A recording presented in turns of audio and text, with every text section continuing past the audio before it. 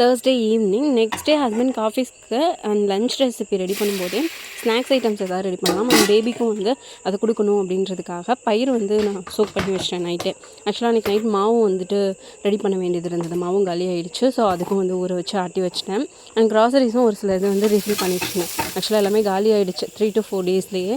So again வந்துட்டு ஒரு 3 டேஸ்க்கு மட்டும் தேவையான வந்து வாங்கிட்டு வந்துடலாம். ஏன்னா சண்டே வந்துட்டு அகைன் சண்டேல போயிட்டு பர்ச்சேஸ் பண்ணிக்கலாம் அப்படின்ட்டு ஒரு சில ஐட்டம்ஸ்லாம் வாங்கிட்டு வந்து அதையுமே ஸ்டோர் பண்ணி வச்சுட்ருந்தேன்.